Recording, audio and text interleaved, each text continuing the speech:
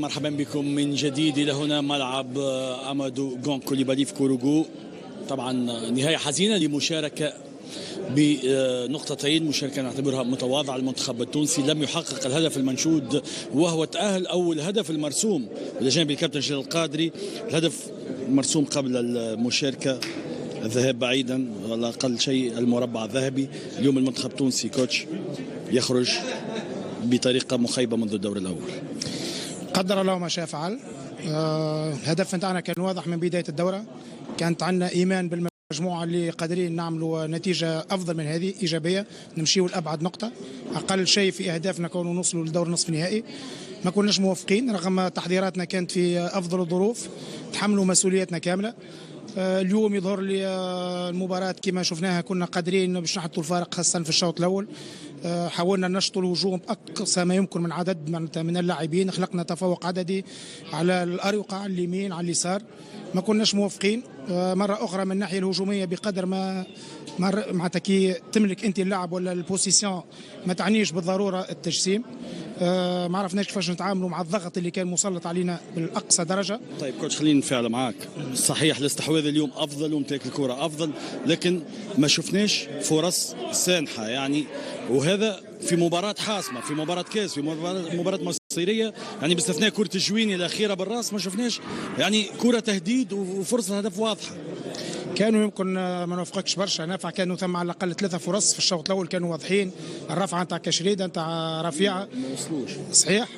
مره اخرى ناكدوا لي من الناحيه الهجوميه كانت عندنا بعض المشاكل في 30 متر الاخيره، وين لازمنا نكونوا اكثر سرعه اكثر فاعليه. ما عرفناش كيفاش نتعاملوا على المقابله، لكن خلينا نكونوا واضحين. مشاركتنا هذه خاصه بدايه الدوره، المباراة الأولى خلات أثر كبير على الجانب الذهني والجانب المعنوي للمجموعة كل.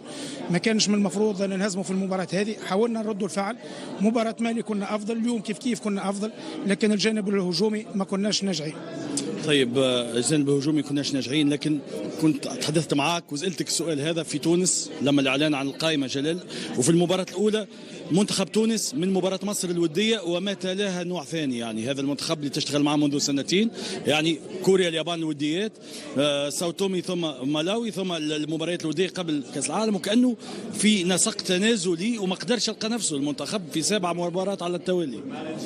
كونه دخلنا في مرحلة صعيبة أكيد نوافقك، لكن مش بالطريقة هذه. احنا في نهاية الأمر في نوفمبر قمنا بزوز انتصارات في تصفية كأس العالم واحنا متصدرين المجموعة تاعنا. شوف راهو نحكيو على الطريقة في الأفريق، أنت تشوف معنا اليوم صحيح نتحملوا مسؤوليتنا كيف ما قلت لك، نعاودها لك مرة أخرى. ما لقيناش الثوابت نتاعنا من الناحية الهجومية خاصة في السرعة.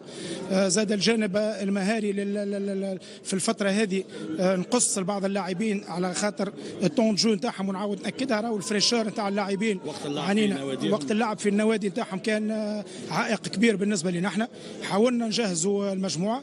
ما نحبش نكون قاسم على اللاعبين نتاعي على خاطر كل حد فيهم حاول يعطي اكثر ما يمكن من الموقع نتاعو.